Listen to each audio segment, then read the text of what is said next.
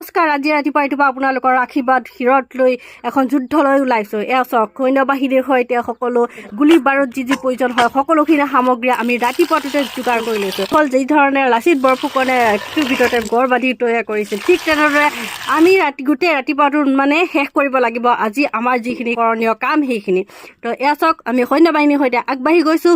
আক্ৰমণ লাগি গৈছোঁ মই এতিয়া হ'লে তেল মৰাত। কি তেল মাৰিম? এয়া চানা দাইল, যিহেতু লক্ষী পূজা বুলি ক'লে চানা দাইল মেইন। আৰু এইফালে বাই লাগি আছে। আৰু এইফালে আমি পূজা মণ্ডপটো সজাইছোঁ, কিন্তু আপোনালোকক এতিয়া নেদেখাওঁ কাৰণ এতিয়ালৈকে পোৱা নাই।